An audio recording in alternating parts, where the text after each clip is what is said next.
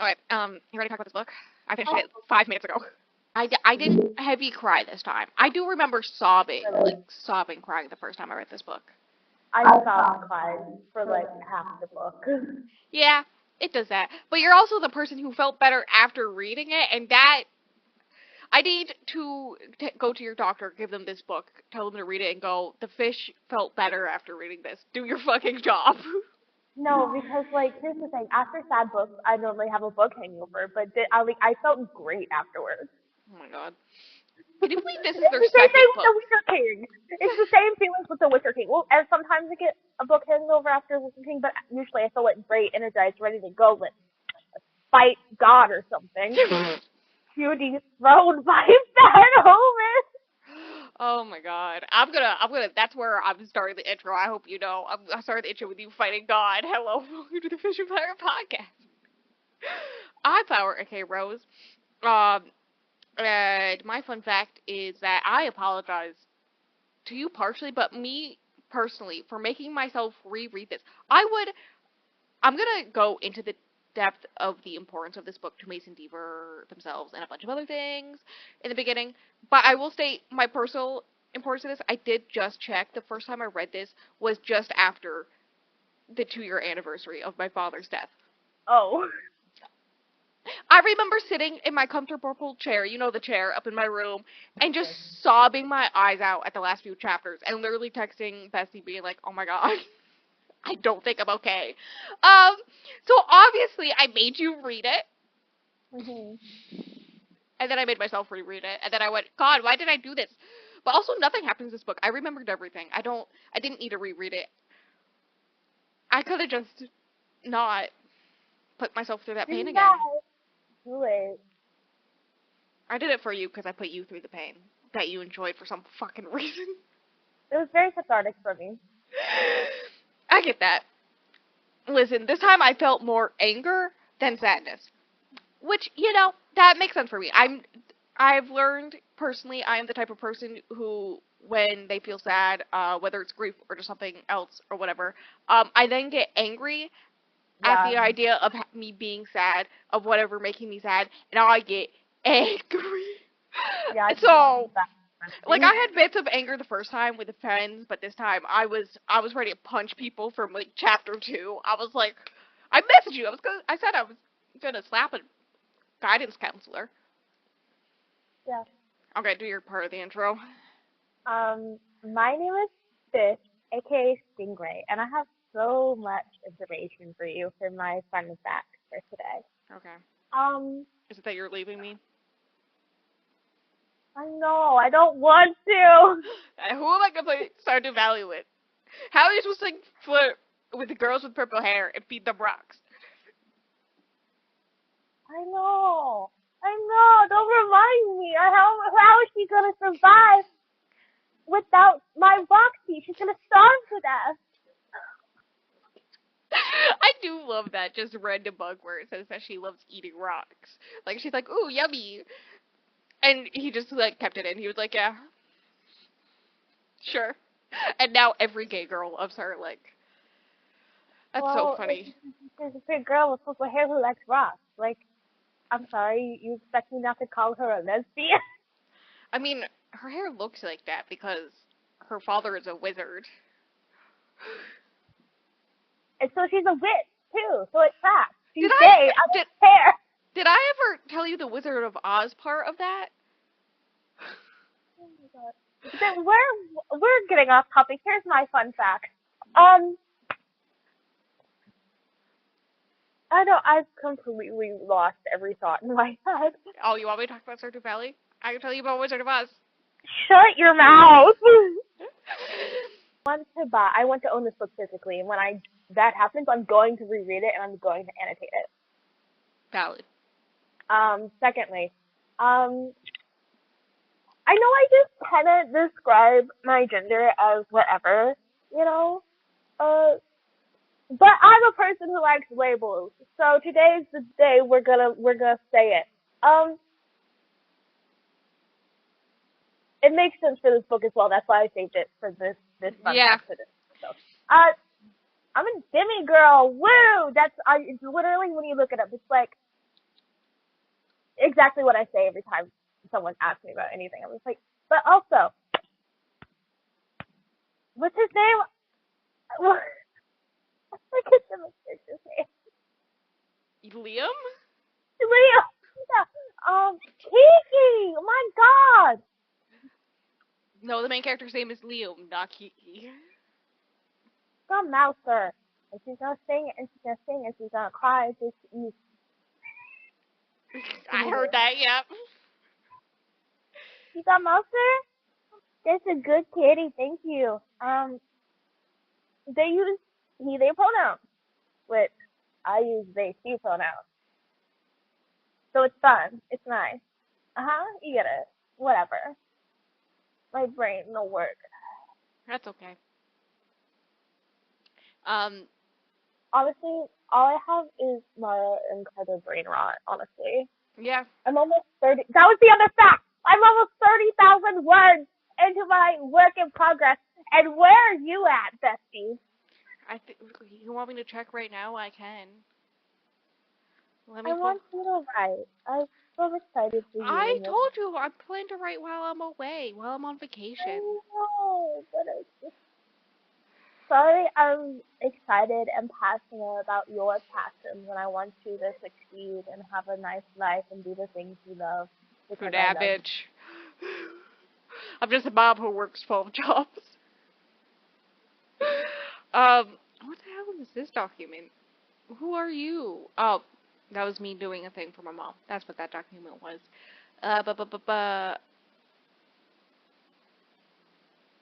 Not the title I have for it currently being Beauty, the Beast, and the Time Traveler. Time Traveler. Yeah, I don't know what's going on. I don't know how I talked you into the thruple and whatever the fuck.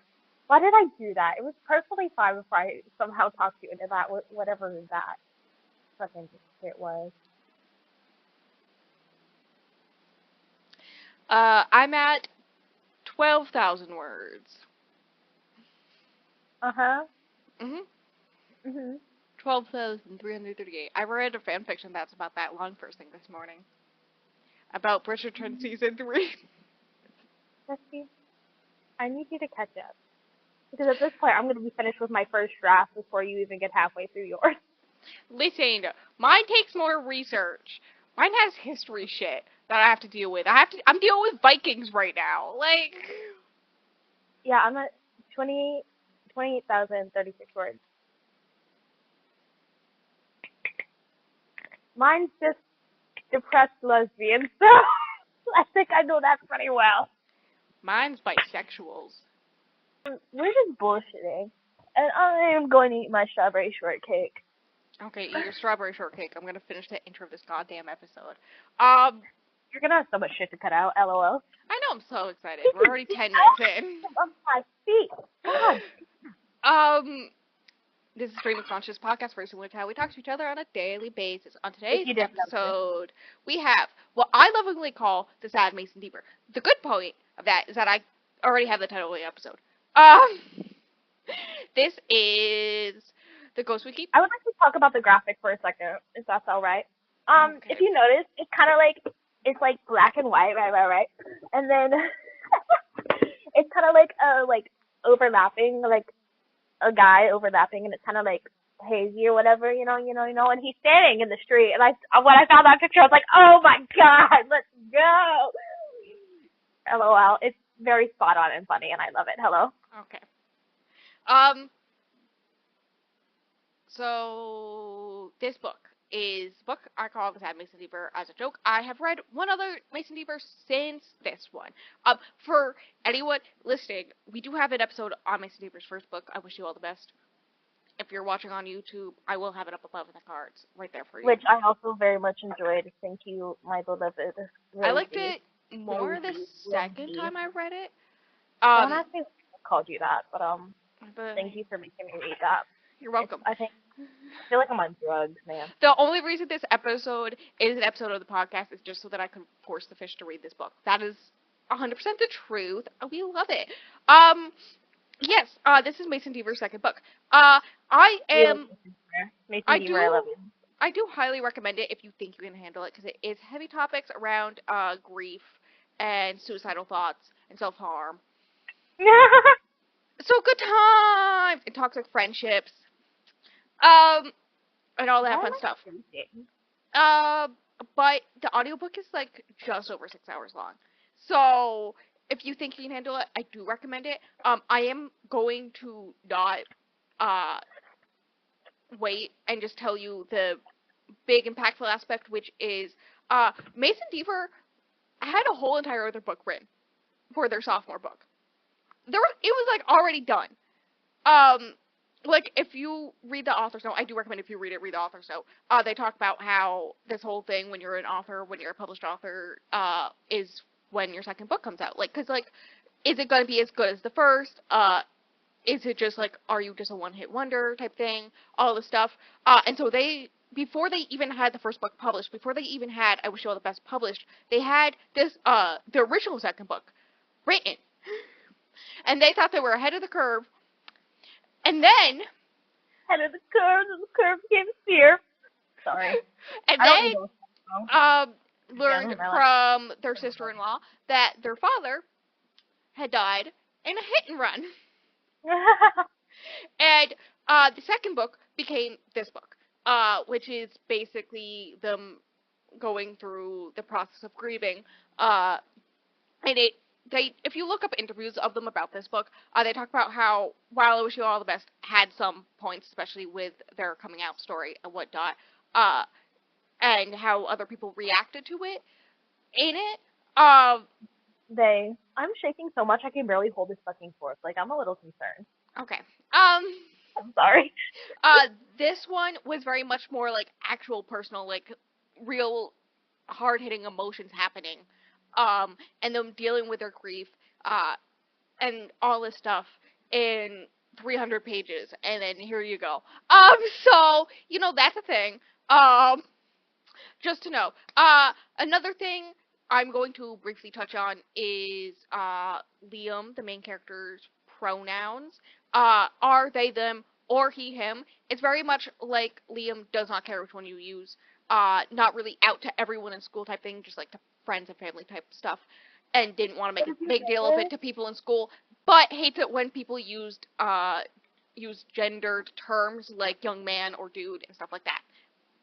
See, I feel like every once in a while I get to him when people use him a little too much. So I picked up on that personally because me too. I don't mind gender terms, but every once in a while, if I get ma'amed at the store, I'm like, oh, no. I don't like being Now ma'amed. listen, if a pretty girl ma'amed me, I would not complain. But when a girl ma'am's like, excuse me, ma'am, or sorry, ma'am, or like, just a casual thing like that, when it's not a big deal, and he's not being weird, he's just like being polite. I'm just like, oh no. Excuse me, as I go maladaptive daydream about a beautiful woman in a grocery store with a southern accent calling me ma'am. That's all I did till about an hour ago was maladaptive daydream, and I've been up since 8 a.m. I did that for like the first 2 hours today. That's how I just cope with my life. The same. Where do you think Carter came from? So, anyways, I'm gonna go into content warnings now. We got self-harm, death, grief, suicidal thoughts, car accident, toxic friendship, transphobia, and vomit. There is a thing where I did like the audiobook, but one aspect I really liked more in the ebook. Another thing I did annotate, or not annotate really, I did highlight a lot in when I first read it via ebook. So I have some of my highlights. I may bring them up. Because some of them are very hard hitting to just give you the vibes. Especially when it comes to some friendships. Just saying. But, where's I going with that? Oh, the way it's ran is it cuts between the future, the present, and the past. And in the audiobook, it does it fine.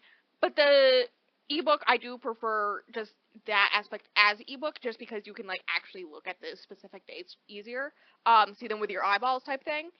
But they do say before and after, and the event that is the touchstone is Liam's brother Ethan's death in a hit and run. Yep, we're seeing the connections. Cool, yeah. The first chapter is after, which I think is about a year after everything. Um, they're being picked up by their mother from their summer job at the frozen yogurt, I think, place. You Um, know, it really kills me though how supportive their parents are. Because I'm just standing here like, LOL. I mean, the parents are kind of, but like they have their gender moments. wise, they're supportive, and Yes. yeah, I'm fine. Um, so, uh, their mom's picking them up, talking about their day, and therapy and whatnot. So I see why Mason Deaver did this, because Liam goes through a lot throughout this book. It is a very character-based book. Not much plot happens. It is very much just Liam trying to exist after this traumatic thing. Um, Me and my whole life. um, and coming to terms with learning new things about their brother after the fact, right? And combining the version of their brother that they knew, right? As a younger sibling, with like the version that everyone else knew, but also the version that their best friend knew, and all this stuff, like it all combined, right? So Liam goes through a lot, and so giving this version of the future right from the very beginning, where they are able to work a job, um, have a good relationship with their Can't relate. mother, Can't relate. and going to therapy and on Can't proper relate. medication. Can sort of relate. I can't. I can't. No, no, no. Me on You a know how many medication? things I had to take and try, and like, oh my god, girl. I No, know what. literally, when I was a kid, I was like 14, 15. They gave me this medication, different doctor, don't worry. They gave me this medication that children and teenagers weren't supposed to take, and then my life completely imploded. Hmm. Don't you love I mean, I still love telling the story of negligent doctors? I had anxiety, and one of my symptoms of anxiety is insomnia. Still deal with it to this day. I think it's partially genetic too, because my dad had issues sleeping, so it's like a combination, right? Um, and so I brought up to my doctor. I think this was the last time I had a male doctor, because afterwards even my mom went, "Nah, bitch, what the fuck?" Because his solution as a It's probably bad if your 13-year-old mom's like, what the fuck? 13-year-old girl as having anxiety. She didn't recognize it was anxiety. She was like, "No, you don't have anxiety. You're fine." But definitely could not sleep. Was not sleeping at all. Was getting maybe 3 hours a night. Right? His solution was to prescribe me dieting pills.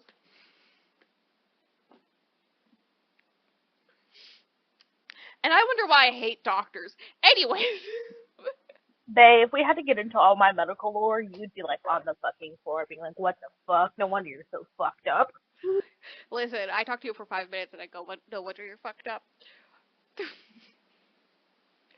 Listen, I single muted mother. myself because I'm messing around in the kitchen, and I hope you know that made me scream. I would like everyone to know that the day we're recording this is the day after Father's Day, and I did get a Happy Father's Day um, message from a fish. I didn't tell my father Happy Father's Day even though I saw him. No, but I got one because I'm a single mom working 12 jobs. Or was it 20 jobs? Something like that. You said something like that. That was funny. I did My giggle. friend Reba. You know, sometimes you just gotta do that. Do you ever just think about that time that she played a pterodactyl in The Land Before Time? Um, what? I'm sorry, do you not even know about this? There was a Land Before, because you know how they had those direct to VHS Yes, I've seen the sequels. Land Before Time, and my mom used to work at Pizza Hut, like when a long time ago, and they had these hand puppet toy things, and she had all of them. We used to have a couple of them still. I have a couple in my closet. They're so cute. One of them was like fully marketed on the fact that Reba is just in it, and she's just like a pterodactyl that's just singing country music. That's just a thing I know. I know I will weird things. choke on my water. I just had 2 strawberry shortcakes, but I want more. Why are they so addicting? Because there's strawberry Granted, I shortcakes. haven't eaten since on 8:30 in the morning. Oh Tell me why I had a sandwich and chips for breakfast. Like, Nice. am I? Anyways, talking about the book we're supposed to be talking about. So anyways, we learned that everything gets better in Liam's life before things get worse. Okay? So the timeline's a little wonky. It goes back and forth again between the past, the moment it happened, after the fact. So I am going to start with the before. A lot of the flashbacks, I'm going to do it chronological, despite the fact that that's not the way the book does it. You learn of things about Ethan, and the type of brother You know, he I was. agree with this. This is makes sense in my brain as well. Thank you. I appreciate you. Thank you. So a lot of the things we mostly need to know about Ethan is that Ethan was sometimes a really great brother, and sometimes not that great of a brother. Which makes sense. You know, as a person with a sibling, it makes sense. Sometimes you just don't like your sibling. Like there's a I time agree. when he taught Liam how to shave because their dad just forgot. Right? And so Liam was like cutting up their face a lot, and I think they No, that shared a just made me bathroom. want to throw myself off a bridge. Like, So Ethan came in and like taught Liam and all this stuff. Um, there's the time when at a family event, I think it was the last funeral they'd gone to, which was their grandmother's boyfriend.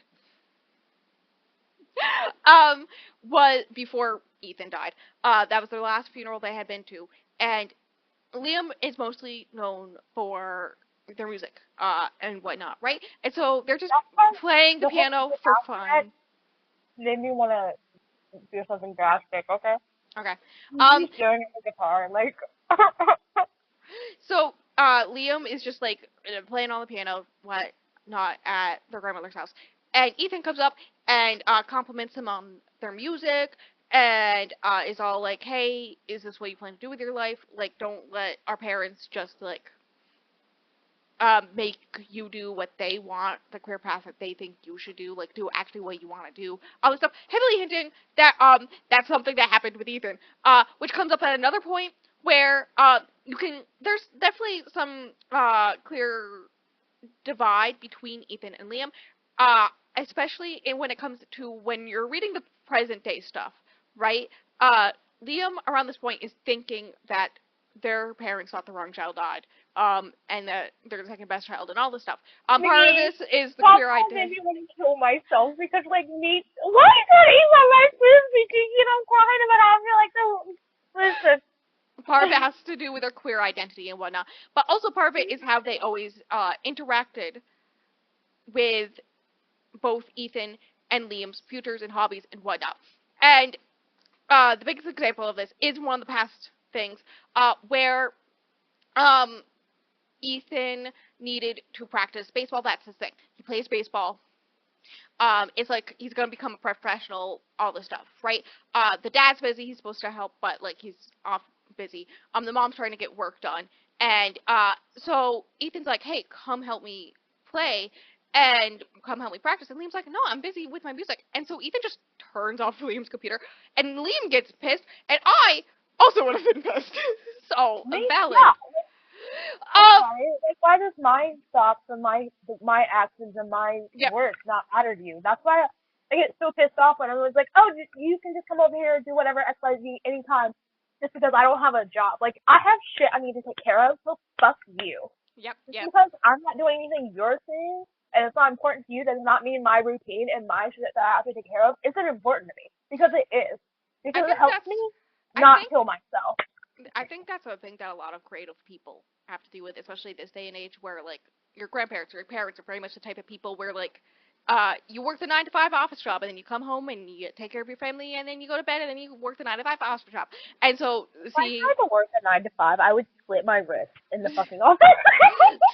same when like seeing their child like want to go into music or art or something like that.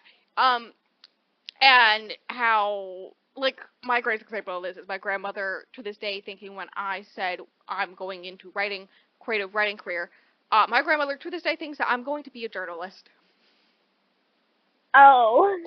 because that's the only type of writer there is.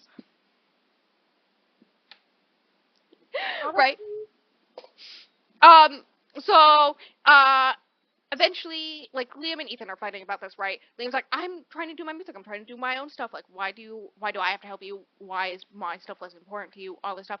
Um, at one point, Ethan does like throw something at Liam or something like that, and Liam's like, Mom, and the mom's like, I don't care. Go help your brother, right? And that's it's very okay. much Liam feeling like their passions are second to Ethan's because Ethan's the favorite child. Ethan's the more important child.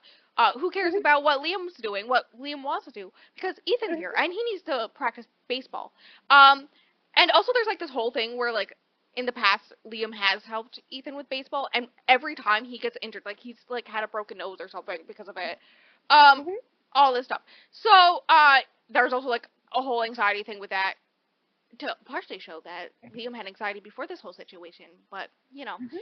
um, so, You know, Sophie, I appreciate you because you kept talking about how this book was so me coded, and it is. It's like so me coded that it makes me want to throw up. I love that for you.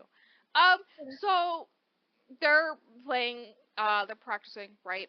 A lot of it is Ethan purposely throwing the ball so hard, knowing that Liam will be unable to catch it, and if they do catch it, it will cause like actual physical harm because they don't have practice catching, right? Uh, and then forcing Liam to run and go get the ball, and then eventually, like Liam's like, you don't understand what it's like for me, and Ethan's like, you don't think I understand what it's like for you, and he's like, no, they're like, no, no, no, no, you don't understand because like your thing is baseball. Everyone sees your thing. That's what you do, and that's like all you need to do, and everyone is all like, oh, praise Ethan, right? And Ethan's like, I don't even like baseball, and Liam doesn't believe him because that's all he's done his whole life since like kindergarten. And so that whole conversation with the piano kind of comes back and it's like, oh wait, so like very clearly like like Ethan enjoyed baseball maybe initially and was really good on at it and so was forced to like continuously play. And that's all his life ended up being, just playing baseball.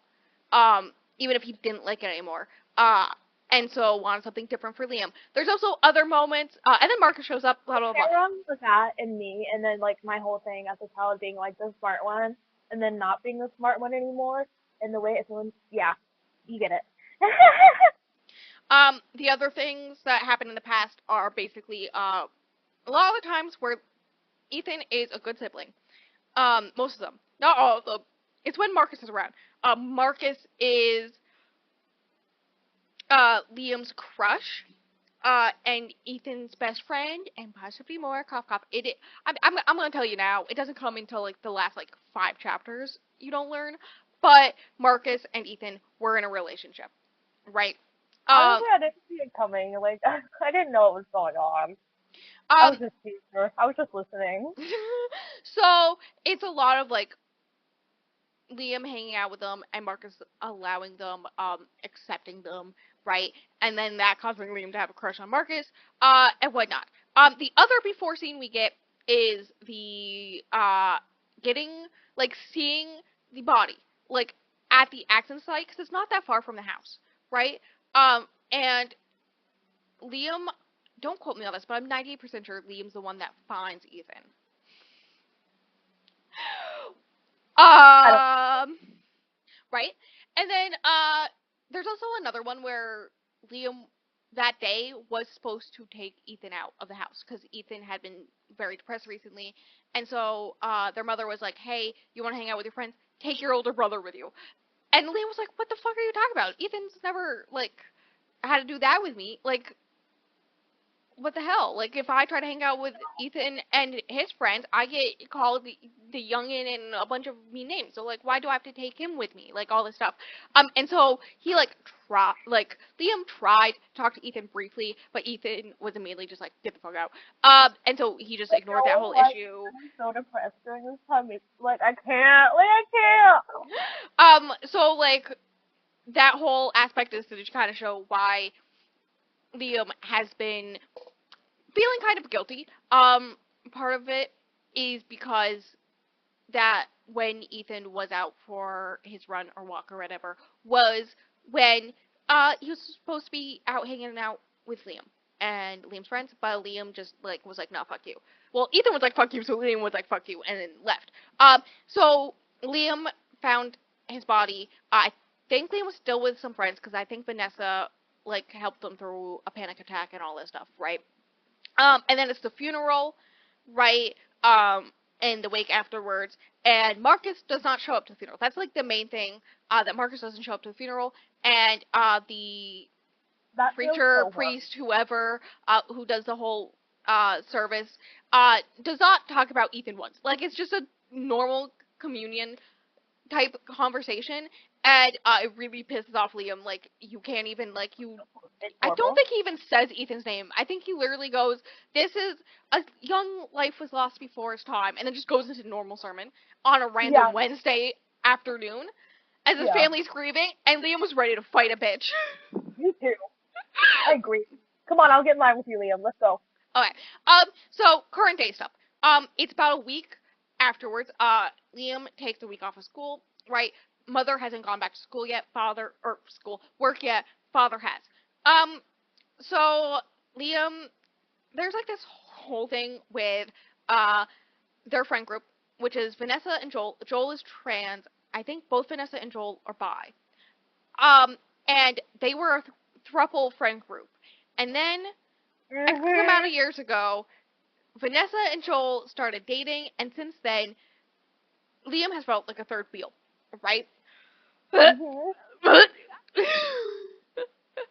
I wanna pull up my highlights because I have some about this. Oh, here's a great highlight at 14%. Even though I was surrounded by my family, I've realized I've never felt more alone. I'm 98% sure that was the wake. So, Real. um, Liam, get behind me. I'll protect you. okay.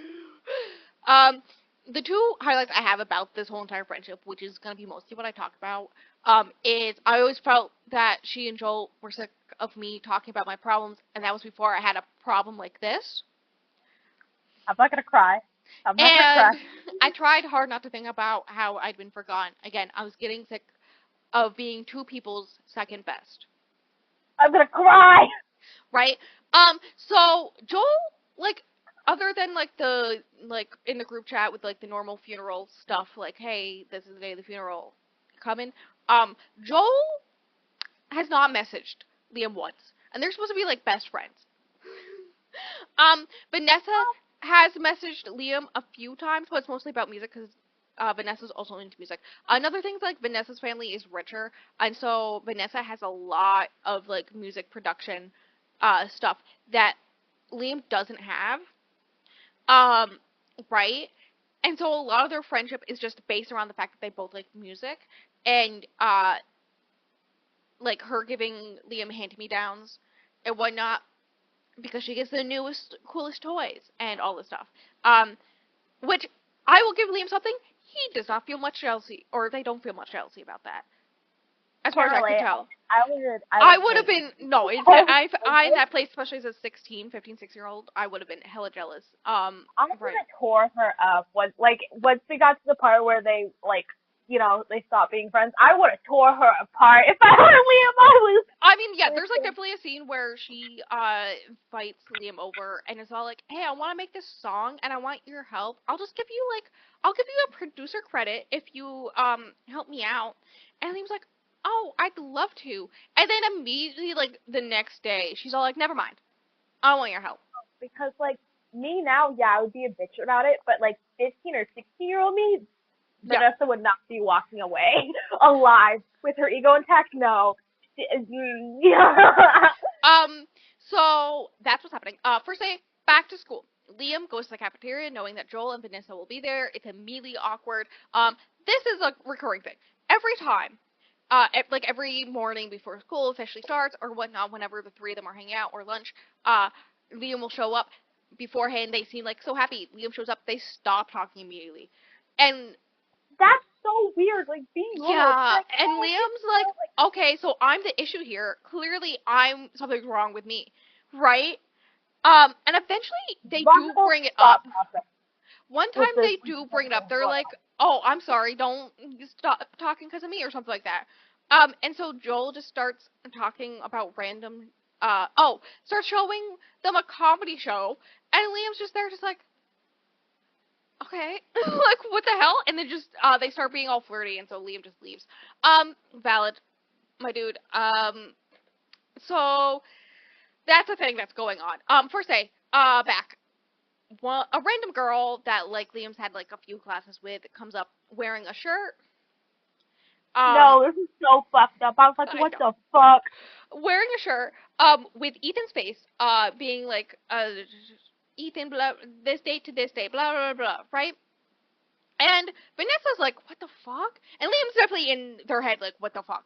What the actual fuck? I will give Vanessa this one scene. I will give Vanessa this one itty bitty tiny part of the scene, right? Because this girl is all like, yeah, my mom made them, and we're selling them to people, and if you guys want some, they're $30 a pop. But don't worry, Liam, you can get one for free because it's your brother. And Vanessa's like, hey, did you like ask Liam and Ethan's parents about this? And the girl's like, why would we? And they're like, oh, because it's their child. And also, they're selling these shirts with pictures they stole from Ethan's Instagram. That's another issue on its own. To raise money for the baseball team. And Liam's like, you mean the baseball team that got a whole bunch of money after they cut the art department last year? And this random girl is just like, you're so funny, Liam. And Vanessa's like, you know what that money could go to? The funeral costs of the child who you're making money off of? And this girl's just like, okay, I'll just tell my mom you're thinking about it. After Liam's like, I don't want a shirt. What the fuck? And Vanessa's like, oh my fucking god. I will give Vanessa this one scene. This one little tiny scene. This is all I'm giving her. Anyways, Liam, because of missing a week of school, that's like another thing. Like, the first time they see Liam since the funeral, Joel and Vanessa are like, oh my god, you missed so much school, and so much, like, you missed a quiz. And no, because every time someone brings up how much school I missed, I wanted to punch them in the face. I know, and right? when somebody ever utters the word school around me, I want to punch them in the face. I don't have trauma regarding school. No, not at all. I believe you. Anyways, because they've been gone, for so long, the counselor, calls them in before, like, class actually starts, and, I don't, like, it's literally for no reason. It's literally just to be, like, a note from their parents being like, yes, my child was allowed to be out for this long, right? And to sign back that they're going back to school, right? That's all it is, but it's actually a ploy to get Liam to sit down with a guidance counselor, and this is, God, this part, the guidance counselor is just talking shit. I don't. No, because all the experiences I've had with a guidance counselor were all Suck bullshit. ass. Yep. And, like, all the people, like, in schools and shit were always like, oh yeah, we tried so hard to do stuff for her, do this and do that. You did not do a fucking thing for me, ever. In fact, you made my life worse. Yeah, so, like, the guidance counselor's like, I hope everything's okay. And Liam's like, yeah, sure, whatever. And the guidance counselor's like, I hope everything's okay at home. And Liam's like, not really, but, like, what do you I have fucking a question expect? for you. Huh? Did a teacher ever make you want to kill yourself? Yes. When was the first time that happened to you? Sophomore year.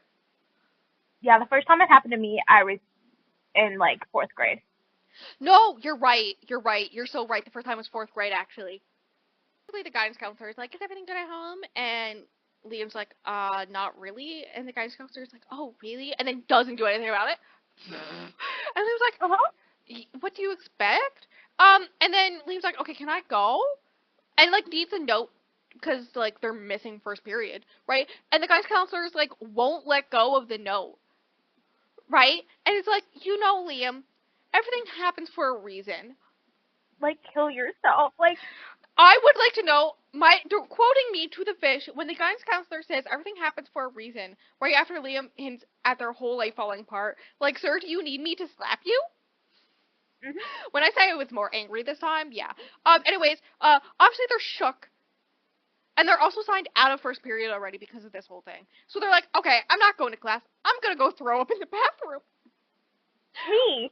That's so from all the stress. Who comes into the bathroom? At the same time, Marcus, who is sobbing.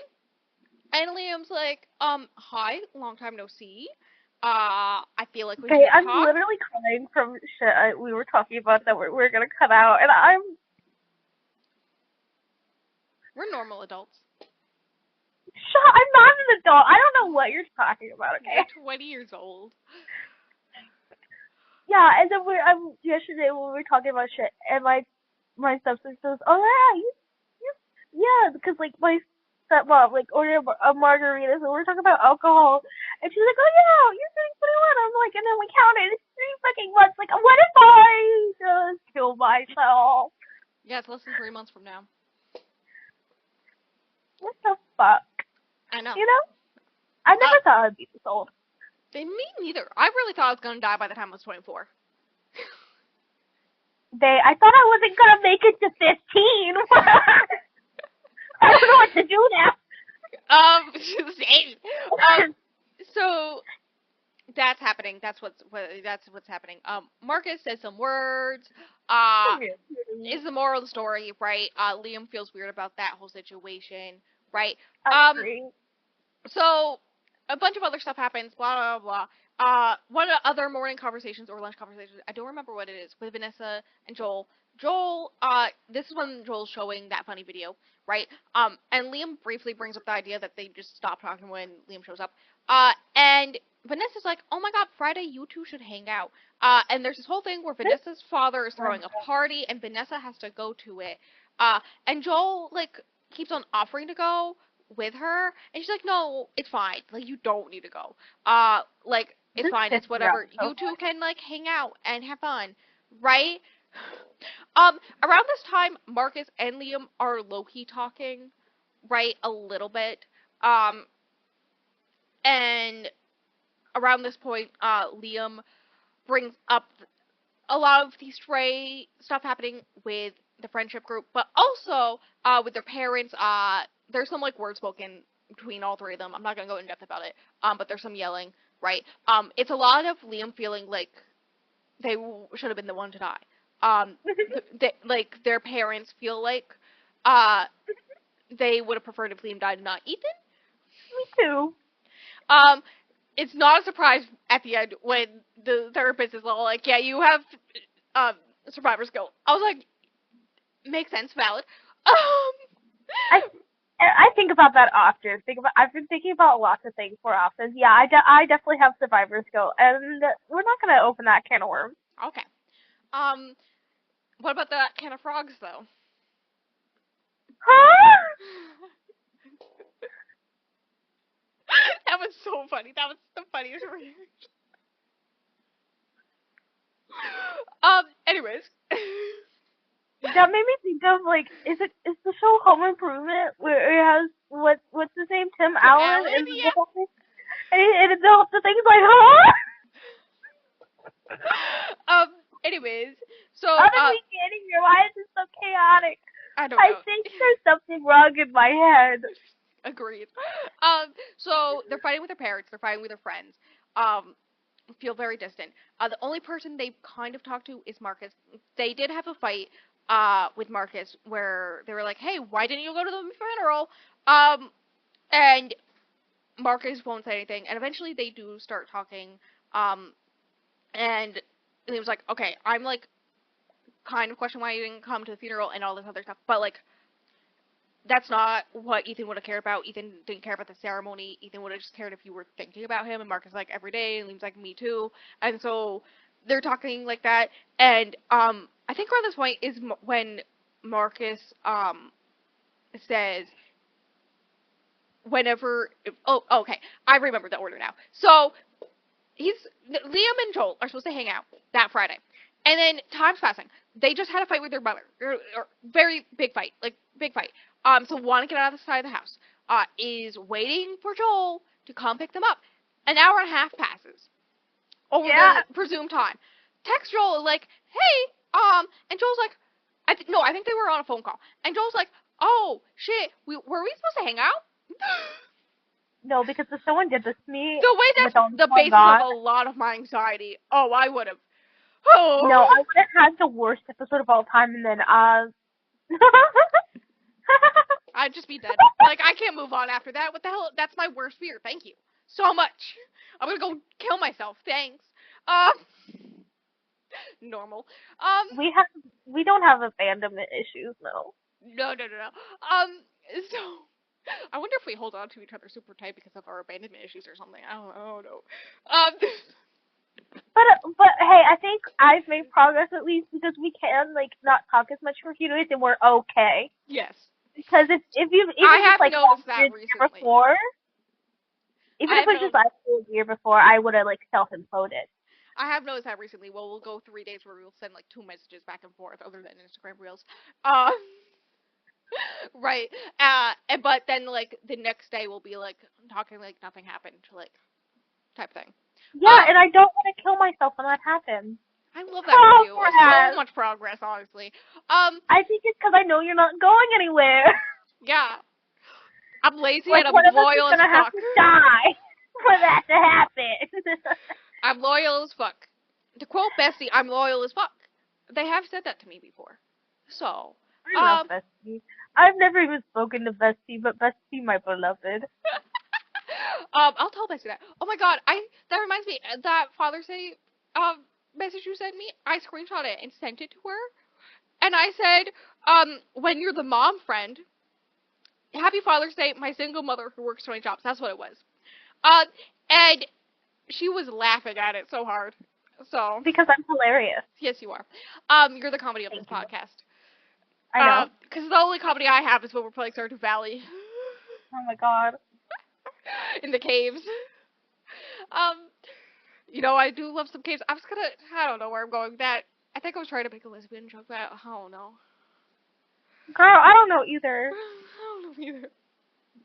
Um, so Joel, is all like, oh, sorry, we were supposed to hang out, and he was like, yeah. And Joel's like, well, whoops, sorry, I agreed to go with Vanessa, and Joel, do something drastic challenge. I know, right? Liam definitely takes this personally, very much like you literally were told multiple times you don't have to go, and he still chose her over, like, still chose going to the stuffy party over hanging out with me. And I'm sorry. also, Vanessa knew you were supposed to hang out with me, because she's the one that set up this whole thing, and didn't like think like, hey, maybe you should like keep your plans with Liam, So, right? we know this is a good episode because I'm starting to twitch. I love that for you. Um, Yeah, I noticed that I just started like a long time ago. Like when I'm having like excess emotions of any kind, I start twitching. Like yesterday we went to Chili's and I started twitching. okay. Um, Sorry. Like I'm not like full body twitches. I'm like, oh, and then it's fine. the way I thought this was going to be a fast episode, I should have known. It's mental health and Mason Deaver. How could this be a fast episode? I'm sorry, bestie. Um, eventually Joel's like, oh, I'm sorry, we can, like, hang out another day. And Liam is very clearly trying not to cry over the phone. And is like, no, it's fine, you can forget about me. And hangs up. And doesn't know who to talk to, because, again, just had a giant fight with their mother. So calls on Marcus, because that's the only person he can think of. And Marcus is like, okay, what are you doing tomorrow? If you want, I can take you out. And all this stuff. And then there's also a whole thing where like helps Liam recognize that like, okay, maybe your friendship's over. Maybe it's about to happen, maybe it's not. And that's nobody's fault in particular. And all this stuff. And it's all like if you need to talk, call me type thing. This is when they start a friendship, right? Um, so that's happening. The next Honestly, Marcus also get behind me. I know, right? Marcus does pick Liam up the next day. Their mother is like, "No, you cannot go." Liam's like, "I don't care. I'm going. Bye." right? I agree. Sometimes you just have Goes to do that. Like, goes and hangs out with Marcus and states that like they know like nothing about Marcus. I think around this point is when Marcus also came out to Liam as gay. It's like I didn't know you didn't know, but like I'm gay. And Liam's like, "Well, I'm non-binary." And Liam or Marcus is like, "Was I supposed to know that?" And Liam's like, "No, like I didn't want to tell anyone in school, but I just assume Ethan told you anyways." Right? Because you're like best friends. Cough, cough. Right?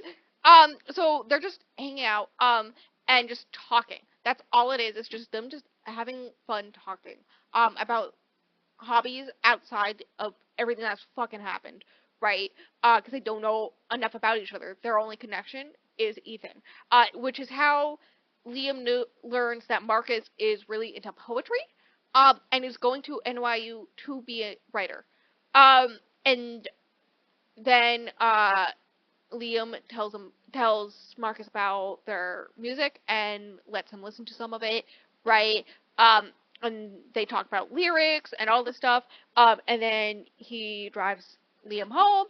And it's like basically the most normal regular day that they've had since.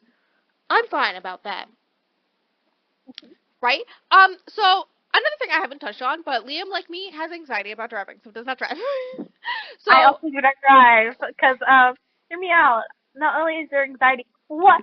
Literally, these people trust me not to drive myself into a bridge, like off a bridge, like into a tree, like you so right. into a barricade. Like, I think you think I'm better than I am in my head, which that's on you because it's quite obvious. I can't hide shit for shit. These people are just fucking stupid. So I don't know if you noticed. Liam doesn't drive. That's like a whole thing, and so normally Joel and or Vanessa will pick them up from home and drive them to school, right? And so it's Monday. It's been like a few days. There's been like no conversation since then, since the whole Friday night Joel abandoning them type thing. And Joel's like, I'm so sorry. If you want me to hang out this Friday, and Liam very quickly is like, and you promise not to abandon me again, and immediately apologizes. Like, it becomes this thing where Liam feels like it's their fault that they are abandoning them. I have feelings about that, if you cannot guess. Right? Okay. So, new plans for the next Friday. I'm gonna cry again. That's okay. Um, there's, Thank you. I think, so, around this You point, validate so many of my feelings in such a nice way, and I love you. Liam's father is all like, "Hey, you have to apologize to your mother. Like, we're trying our hardest, all this stuff, right?" And Liam's like, "I will, I will, I will." It doesn't until like the end of the book. Spoiler. So that's happening. And also around this time, Vanessa's like, "Actually, I don't want to make music with you." Liam's just like trying not to have panic attacks in the middle of class. Just like a bunch of other shit. Time passes. It's the Friday, right? Um, and so, like, they're hanging out with Joel. Everything's going good. Like, everything is great. And Joel eventually starts playing game solo, because Liam's having difficulty, right? And so Liam's like, I'll go grab food that your mom made, right? Goes downstairs, comes back, overhears Joel on a conversation on the phone with Vanessa talking about how being with Liam is really hard and how she should just like come over because like Liam's not even doing anything. They can just kick Liam out and have some alone time. I'm so mad. This is the scene that makes my blood boil. This is the scene I vividly remembered the most because even the first time I read it, I was angry. I had anxiety the first time, and then I got angry. Also, I would like you all to know this is a continuation of me reading books that stress me out and enjoying it. I don't know what's wrong with me. I already am stressed enough. Why do I enjoy this? Why do I do this to myself? This is the second time in a row I've done this. 2 books in a row I did this to myself. Next thing I'm going to read is Tokyo Ghoul Volume 1. You're so fucking serious. I'd like to remind you of Legendborn and Blood Marked. That reminds me, the cover reveal for Oathbound is supposed to come out in like the next week. Oh my god. I'm very excited. I don't know what's going on. My emotions are fucked up right now. I'm fucked up. I'm straight up. So is Vanessa. So, anyways, speaking of Vanessa, so Liam overhears a lot of stuff, right?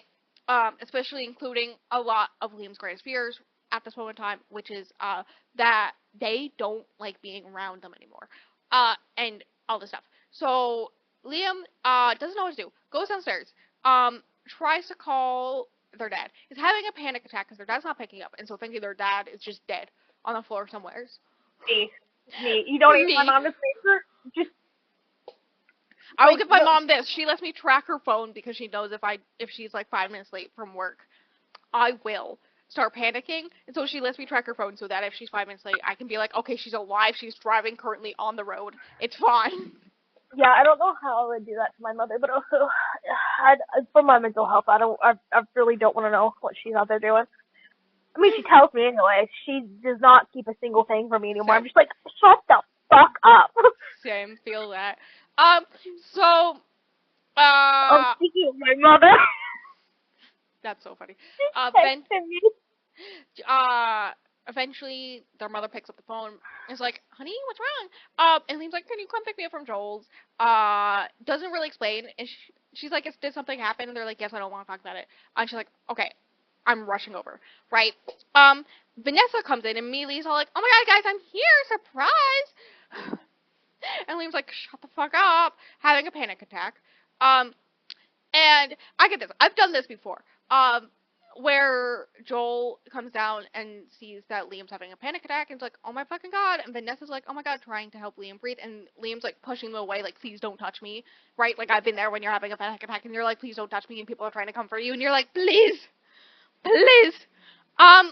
Right? And eventually they're like, what's happening? What went wrong? And Liam's like, guys, I overheard your fucking conversation. You can't lie to me anymore. And Vanessa's still out here trying to gaslight Liam into being like, no, we still love you. We're still best friends. Right? And I will give Joel a tiny sprinkle of grace. Like half a sugar sprinkle of grace. Because he's all like, Vanessa, don't do this now. Like, this is a horrible thing for us to be thinking or feeling, like, all this stuff, right? Like, it's not Liam's fault, right? Honestly, Vanessa's giving privilege, like, rich girl. Like, yeah. we understand what's privileged happening white here. rich girl, like, whose boyfriend Rich is bitch. whose boyfriend happens to be trans, so she thinks that she knows what it means to have a hard life and go through stuff. Also, Joel is Vietnamese. That's another thing. Uh-huh. So yeah. Joel's mom is so nice. Like, Liam loves Joel's mom. Yes, And I love yeah, Joel's that's mom very too. important. Joel's mom is the only good character. Well, Liam's mom is also a good character in the scene. So she's still trying to gaslight Liam to thinking, no, there's nothing wrong, but she can't even look into their eyes saying this. And so Liam's like listing off all the things they overheard, and she's like, okay, fine, yeah, I don't want to hang out with you. You're the worst to hang out with. Even before all this shit happened, like, you weren't like fun to hang out with anymore, and so I don't like you anymore. Is what it boils down to. And Liam's like, hello, my brother died a month ago. Like, Yeah, I'm not gonna be go. over it. Like, what the hell? And Joel's like, we know, but it really feels like you were pushing us away before then. And it's very, like, as someone who's in Liam's head, you understand it's because, like, they felt like a third wheel this whole time. And so they were pushing themselves away, to, like, not have to, like, feel horrible about being jealous about that. And also want them to break up so that everything go back the way it was. And so it would push them away. And so instead of trying to fix that, It's not that hard to understand. Joel and Vanessa decided to be like, nah, fuck you. We're not going to hang out with you anymore. We're just going to avoid you whenever we can and stop talking to you and blame it on you. And so Liam basically ends the friendship at this moment. Rushes Good. outside because their I'm so mom proud of gets him. there. The mom is literally, like, in the process of ready to run inside and get Liam. Like, already unbuckled her seatbelt before she's even, like, fully stopped the car. Like, she's ready, and Liam's, like, climbing to the car, like, okay, let's go. I don't want to talk about it. And she's like, okay, it's fine. I'll take you home. Right? I'm gonna So, cry again. next important scene is lunch the next school day, right? I think over this weekend is when the big suicide ideation starts happening. With a razor of I'm Ethan's and sorry, I was everything. so fine when I had to listen to that. Yeah. I was listening to it. I was like, I made a fish read this. Good God, I'm a Yeah. horrible mother. Hey, Zay, I don't know if you noticed, but Liam has love learning more about my life. yes. Liam has more panic attacks in the classroom, and it's a real issue, right? There's a thing where, like, Vanessa and Joel are, like, Liam thought there was going to be, like, a fight in school and whatnot, but there's not, because they're just ignoring him, or ignoring Liam now. So Liam doesn't know who to sit with. There's this whole thing where there's an outside area where if you're a senior, you can sit out there. But they go out there because technically if you're sitting with a senior, it's okay. And so they go up to Marcus and they're like, hey, the whole friendship group broke up. There was this big fight. And Marcus, like, this random senior girl is like, you can't sit out here. And Marcus is like, instantly like, that's Ethan's little sibling. Like, shut the fuck up. And she's like, oh, okay, sorry. And lets Liam sit with them, right? And this is when Liam and Marcus start talking even more about poetry and writing music. Mhm. Liam's like, hey, if you want, like, I would love to work with you on music, right? Like, you would be a good lyricist. Because when Liam showed Marcus some of their music, Marcus was like, what about lyrics? Like, it doesn't even have to be perfect. Like, what about lyrics? All this stuff. Which is when the poetry conversation started. So This Marcus, part made me so. yeah, Marcus lends this who is it? I know, Emily Dickinson, poetry book, just of all her works, to Liam. And has Liam read the poem Hope, which if you know that poem, you know that poem. And I don't. then I do. And so then there's like this whole thing where Marcus is like, yeah, we'll talk about this. Just like take this book and like read some of it when you want to, all this stuff, right? So that's happening. I will give Liam something, which is I didn't think this part was the coolest, my dude. This also felt very similar to when I Wish You All the Best, when the main character made a painting of their crush and didn't ask permission to like show it off to people, uh, or anything, or like even asked permission to like use him as like a model or anything. It seemed, but like everything seemed out fine because like the crush was like, oh, thank you so much. But this one feels like the opposite, where people are like, that's a little weird, and so Mason Deaver went, okay, I'll do the complete opposite because Liam can't focus on work and finds in the back of this poetry book, first in the front of it finds uh like a handwritten note being like for you, my love, or something like that, right? Cough Yeah. cough. It's from Mhm. Ethan to Marcus, right? So finds at the back of this book a poem with no author's name handwritten, and looks it up, and it doesn't like look like it's any like known poem or anything. So Liam assumes immediately that it's Marcus's poem, right? And it's a heartbreaking poem. And Liam's like, hey, I have the perfect song I've already like produced that would go great with this, and so makes this whole entire thing with this poem and publishes it. Right? Does Hear uh me out. give Marcus writing credits. I'll give him that. Um, I feel like if he just made it but didn't post it, that would be a completely different thing. Because I yes, understand why same. he did it, and it's a little endearing that he did. But the fact he went and posted it after that without Marcus's permission and all of that, I think that's where it crossed the line. Obviously, you know, I don't know. Yes, that is Hannibal on side 3. Thank you for asking. Um, so yeah, basically, if they hadn't published it, I don't think it would have been as big of a deal, right? But they do. The next day, they're like talking to Marcus. They're at a point where Joel comes up to them and it's like, "Hey, I think you need help." Right? Like this is No shit. I know, right? It looks like you're having panic attacks. I think you need help. And Liam's like, yeah, this isn't your problem anymore because you made it very clear that you didn't want me to be, quote unquote, your problem anymore. So don't worry, I won't be. Fine. Which, iconic. At around this point, it is mentioned that the parents have been going to, counseling, grief counseling, and, want, Imagine being a responsible fucking parent and going to counseling when something traumatic fucking happens I to know, you. right? And they want Liam to go with them, or Liam can just go on their own and just talk to the counselor. Like, there's all these options they've made with the counselor, right? And whatnot. So that's into that. Also, at one point, Marcus and Liam talk about how neither one of them have gone to Ethan's grave, right? Um, so Liam and Ethan are hanging out. I skipped like this whole scene. I just remembered where Vanessa is supposed to like drive Liam home and just like um just didn't show up like at her car, and so then Liam went and like saw Marcus and was like, "Hey, I'm gonna go talk to Marcus." And then she was like, when he when Liam was done with the conversation with Marcus, went back to the car, and Vanessa was like, "Where were you? Like, oh my god, like." Why couldn't you have been here already? Like, I just want a moment with my boyfriend. Like, stop being so Yeah. weird. God. Stop being so clingy. Like, that type of vibe. Like, God, I now want to take punch a your bitch. son home and then hang out with your boyfriend. So,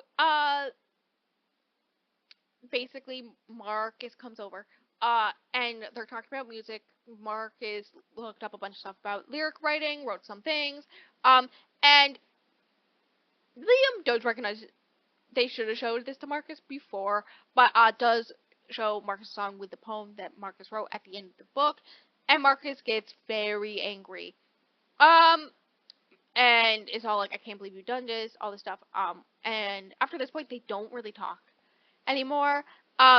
Also, at the same time, their parents take away their computer and all their music stuff, and is all like, you are grounded. Until your grades are better, all this stuff, right? The fact that their parents take away the one fucking outlet that they have, like, I'm gonna.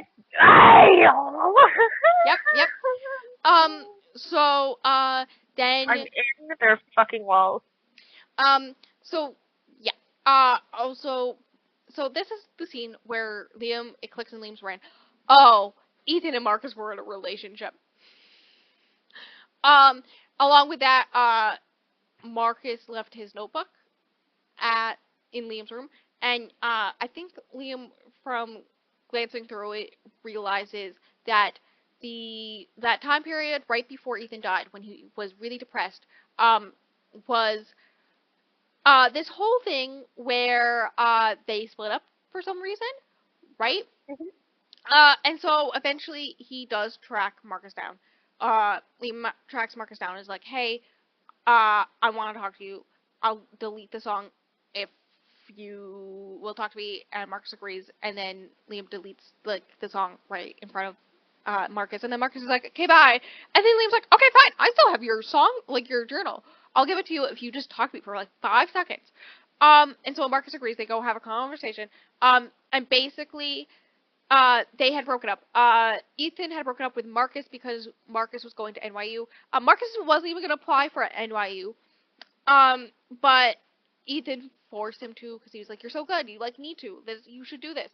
And then, once Marcus actually got in, and it was like actually a thing that was going to happen, and they were going to be far apart, right? Because I think it's North Carolina that they live in.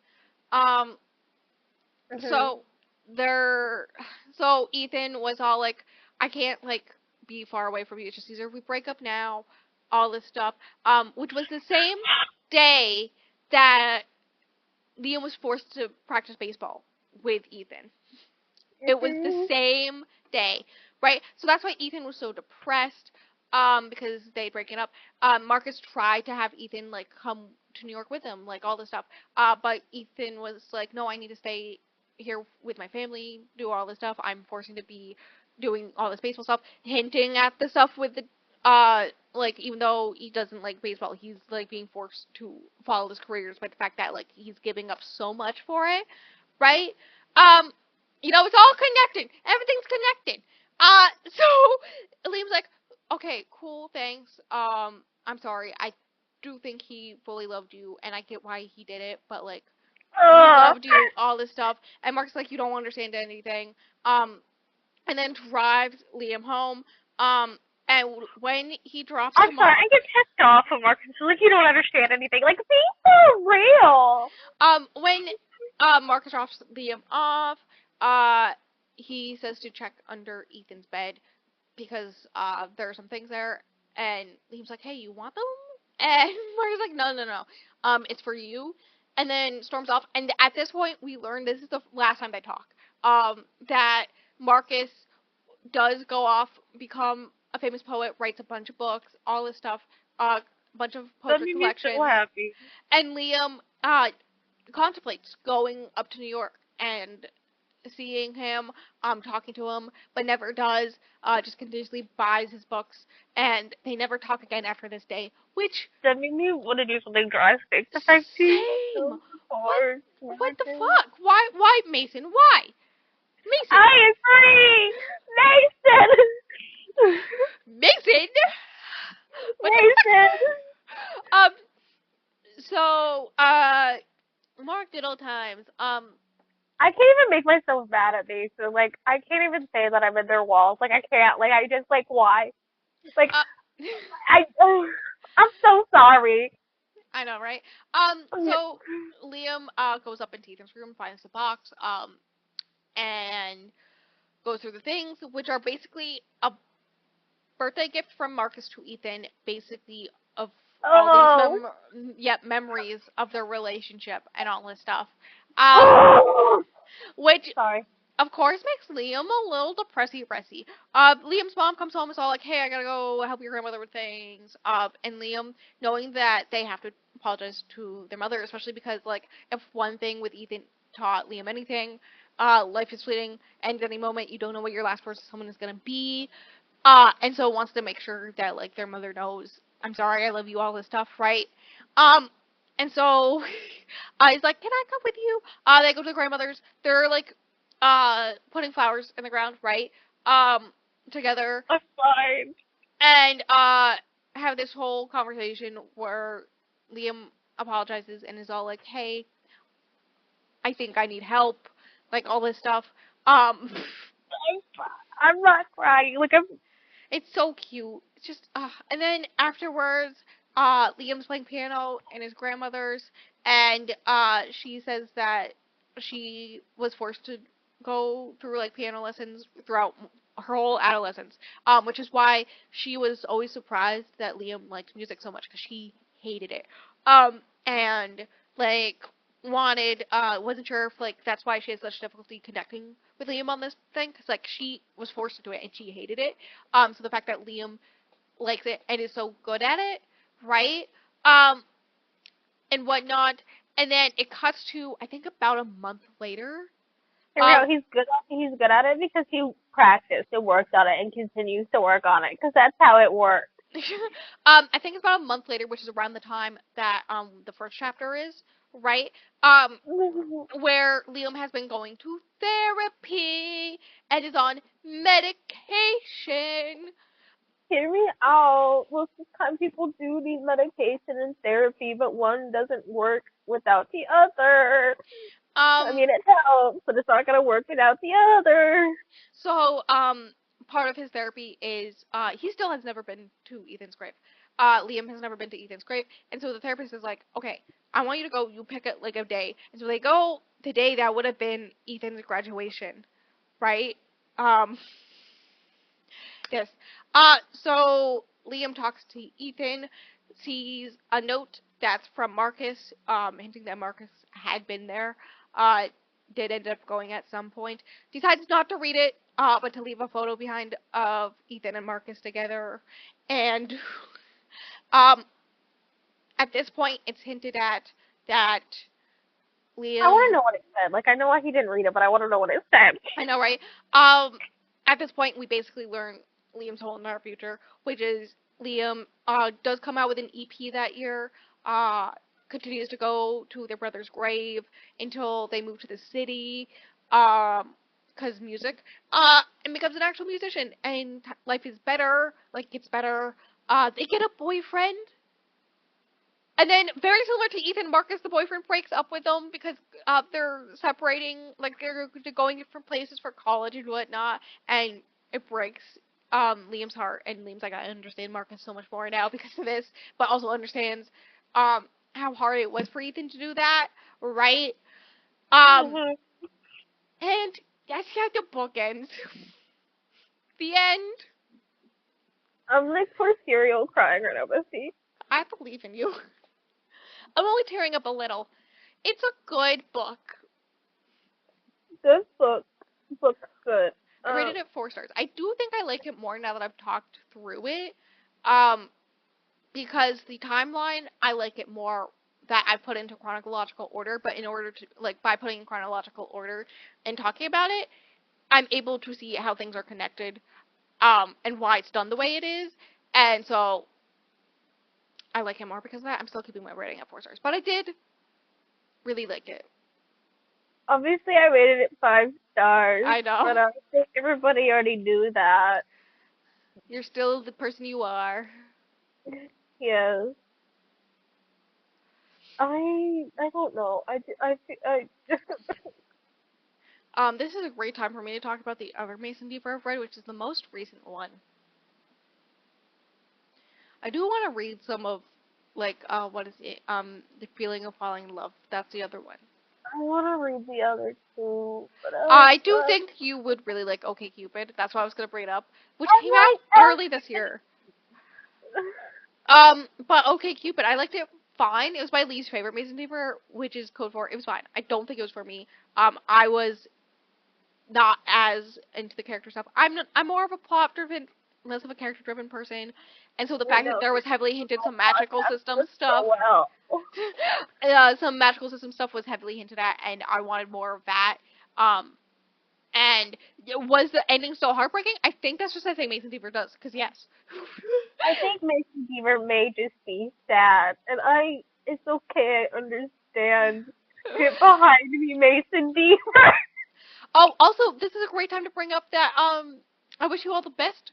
Got a film adaptation this year. Yeah. It's not. Remember when I found that out because I was just looking up the cover and just like scrolling through, Yep. and I clicked on something, and it was like. It's not like watchable anywhere. Yep. When it is, we will 100% do an episode on it.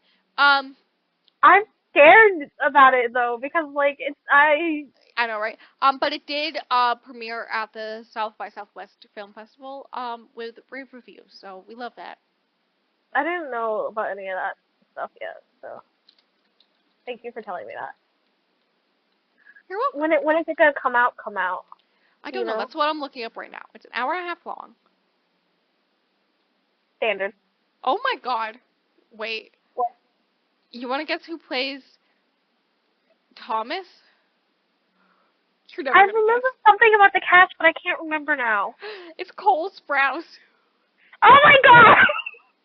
And then the actor for Ben is the guy who played Farkle in Girl versus World or whatever. Yes! Girl Meets World. Yeah. Yep. The guy who plays Farkle in Girl Meets World. That is such a name. Why did they name him Farkle? I don't know. Like, if someone names me Sparkle, like, isn't that a game? I don't know. Did I make that up? Now I'm looking up the director of the I Wish You All the Best movie.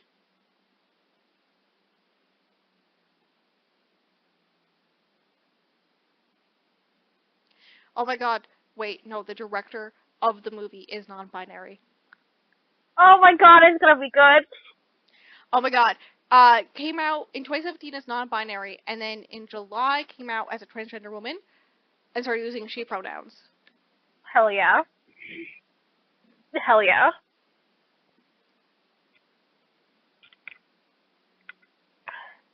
Is the movie gonna be good? Also, she identifies as a lesbian. Hell yeah. Hell yeah. Oh my god. Okay, wait. I'm gonna guess with the name Peter that her ex-spouse is a man, but I don't know because she still goes by her name Tommy, her birth name Tommy. That's cute though. Yeah, she says that she honors it because it's the name of her mother's brother who died when she was a month old. So, all this stuff. But her ex Peter and her are still like friends. So, yeah. Also, they got married in Portland, Maine. That's right near where I was fucking born, bitch. Anyways, she was a guest judge on RuPaul's Drag Race All Stars. That's so funny.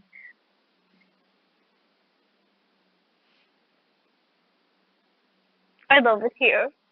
Anyways, that's a fun fact that I'm very happy about. I'm so happy. Anyways, it goes we keep. I pick sad books sometimes, and it makes you happy, and it makes me anxious, and I need to stop making myself anxious on purpose. I do enough of it on my own. I don't need help. Have you seen my brain? Have you seen me try to watch Bridgerton season 3 part 2? God, yes, the whole time of episode 2 of part 2, I was like freaking out because I was like, it's gotta come out at some point. It's gotta come out. And then he catches her, and I'm just like, they're just like, we gotta come out soon. I love that for you. That wasn't my choice though. I didn't decide that. Listen, I've been making a lot of gay jokes this month, and I feel like we should all be very proud of me for that.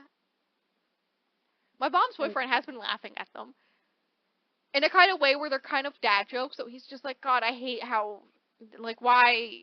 No, they're dad jokes. They're horrible, but it's kind of funny. Like, yeah, you have scoliosis, and yeah, it's Pride Month, but also scoliosis awareness month. So you're straight, Oh my not god. straight in both ways. Appreciation, like, haha, that's so funny, but also fuck you. Like, if I had to choose to be in a room with anybody in your house, I would choose him. I Valid. mean, if Pearl wasn't there, and if you had to go do something and I had to sit in a room alone with any of them, it would be him. If Pearl wasn't there, like I would have. If you had to go do something, the list would be Pearl to your mother. You know, Mm, that list is always there anyway, so it doesn't matter. You know what I mean? What are we talking about? I don't know. You end off the episode. I'm horrible at it. I don't know how to end this off besides the fact I've cried at least 4 times. I'm And so proud. I I already promoted our podcast in the beginning of that episode, so I guess all I have to do for promoting is say links below for both of us. Me yeah, mostly. follow me where I do absolutely nothing anymore because I You mentally haven't. ill. Yeah. I'm mentally ill too. I just stuff down the pain. You, I read you, more you, books. it shuts me down. It makes me work harder. I wish I had your type of mental illness. It really makes the podcast interesting, let me tell you. At least I'm funny. Yeah, I'll give you that. Okay, next episode we're reading Lesbian Small Town Romance in fall. I don't know what else to call that. I opened it. I looked at it. I read the first sentence of the prologue. I'm so And then proud. opened it. Other than this whole book, the only thing I've read today is 11,000 word fanfic about Richard Jones season 3. I mean, you could read Tabooka Tabooka and then give me feedback if you're gonna do that. No, no, no, no. Next thing I'm gonna read is manga. So, me ending off podcast links place is I didn't do a whole entire thing where we figure out which Greek god we are. So That was so funny. I forgot about that. Literally, the moment we start recording, it all exits my brain the second it happens. And it's like I same. The completely issue block is out that what's happening then afterwards. the issue is then within 24 hours I usually go edit it, so it's all just re-enters my brain. It doesn't exit again. So it makes editing really fun because I re-listen to jokes you make and then I re-laugh at them. Because So I'm hilarious. I'm so fucking funny. yeah, yeah, it's okay. Alright. Do you have anything else to say? No.